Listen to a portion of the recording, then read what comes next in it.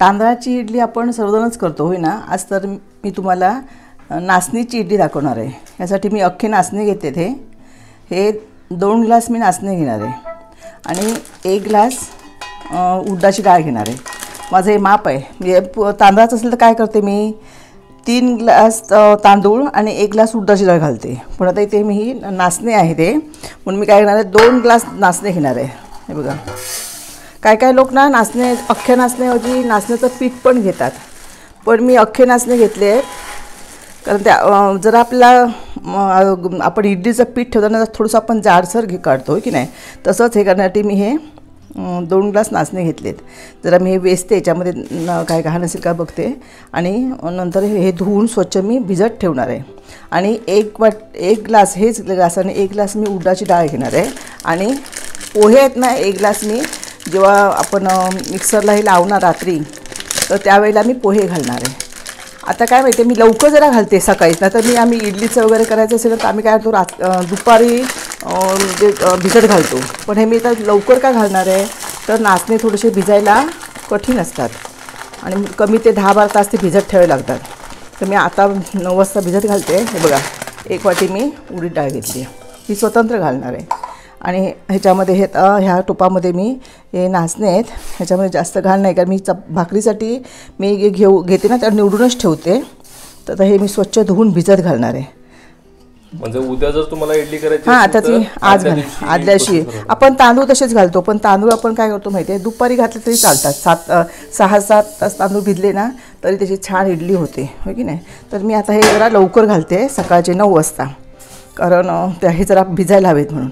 म्हणजे कळलं ना, हे 2 ग्लास घेतले आहेत आणि 1 ग्लास मी उडदाची डाळ घेतली आहे आणि 1 ग्लास भरून हे पोहे मी मिक्सरला लावतो हे घालणार आहे। तर मी आता हे नाचणी धुवून घेते, चांगले स्वच्छ धुवून त्याच्यावर पाणी येईल इतकं आपण पाणी ठेवायचं आहे, नाही ठेवायचं आहे, चांगल्याशी चोळून धुवायचे। बघा धुतल्यानंतर त्याचा कलर पण बदलतो।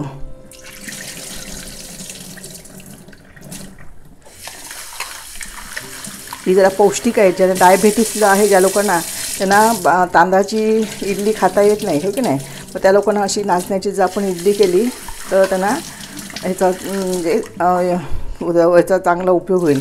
आणि याच्यामध्ये भरपूर नाचण्यामध्ये मी तुम्हाला मागे सांगितले नाचण्यामध्ये भरपूर पोषक घटक आहेत, त्यामुळे नाचणी ही सगळ्यांना लहानापासून मोठ्यापर्यंत आणि डायबेटीस ब्लड प्रेशर असणाऱ्या सगळ्या माणसांसाठी उपयुक्त अशी नाचणी आहे। तर ते बघा आता मी 4 वेळा धुवून घेतलं आहे, आता मी नाचणी भिजत ठेवते। मी आता ही संध्याकाळी रात्री मी याला आता 8 वाजता लावणार आहे, म्हणजे पूर्ण 11 तास भिजेल। तशी आता ही डाळ आपल्याला माहिती आहे नेहमीप्रमाणेच मी डाळ पण ही भिजून अशी स्वच्छ धुवून पाण्यात भिजत ठेवणार आहे आणि मग लावते काय करणार आहे नाचणी आधी लावणार आहे आणि डाळ नंतर लावणार आहे आणि डाळीबरोबर पोहे लावणार आहे। थोडीशी जाडसर आपण नाचणी ते वाटून घ्यायचे आहेत मिक्सरला, कारण नाचणी ह्याचं इडलीचं पीठ आहे ना ते जरासं थोडंसं किंचित जाड असलं की ते चांगले होतात। तर काय लोक पीठ पण घालतात, पण मी तुम्हाला अख्ख्या नाचणीचे दाखवणार आहे। हे बघा सकाळी घातले होते नाचणी भिजत, बघा 2-3 वेळा धुवून चांगले फुगून आले आहेत ते।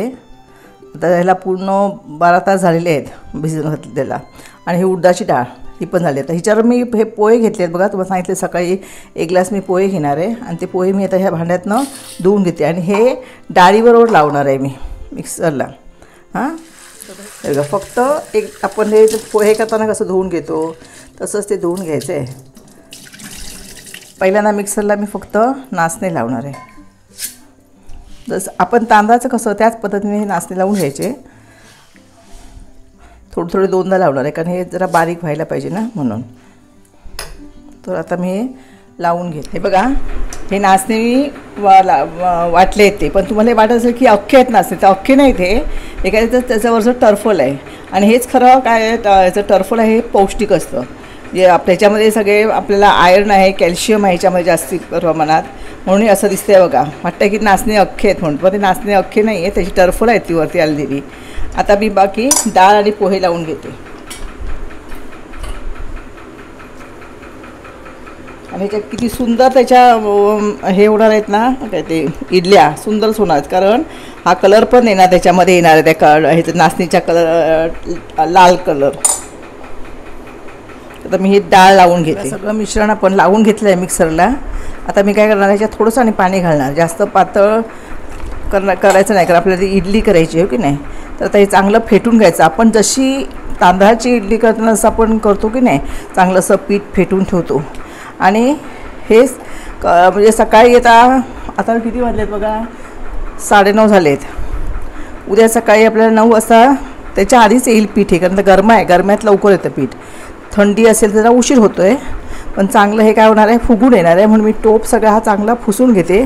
चांगलं असं एका दिशेने चांगलं 5 मिनटं चांगलं मी चांगलं फेटवते. चांगलं हे पौष्टिक इडली होणार आहे. आणि आपण जशी तांदळाची इडली आपण खातो ना चटणीबरोबर खोबऱ्याच्या, त्याच पद्धतीने आपण ही इडली खायची आहे. तर आता मी हे पीठ येण्यासाठी होते. मीठ मी घातलेलं नाही, सकाळी घालणार. आता बघा आपण हे बघितलं आहे चांगलं, एवढं बोटभर टोप रिकामं आहे. सकाळी तुम्हाला दाखवेन पीठ आल्यानंतर कसं दिसतं ते. हे बघा रात्री दाखवलं होतं किती भरून आलं ते. बघा संपूर्ण हा टोप ना भरलेला पीठ आलेलं. बघा एकदम जे असं हलकं पीठ झालेलं आहे.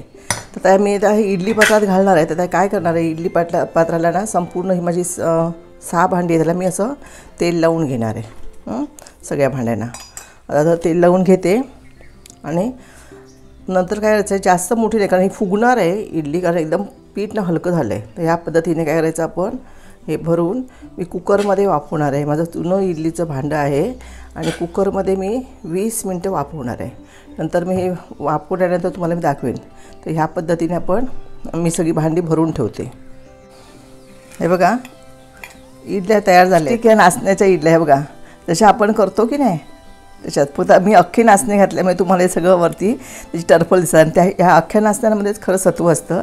आणि काय काय लोक हे करतात काय ते नाचणीचं पीठ घालून करतात, त्याशिवाय इडल्या चांगल्या होतात. तर ह्या बघा अशा प्रकारच्या ह्या इडल्या तयार झालेल्या आहेत आणि अलगद अगदी निघत आहेत बघा, त्याला काहीच प्रॉब्लेम नाही. आणि ह्या इडल्या आपण ह्या चटणीबरोबर खाणार आहोत.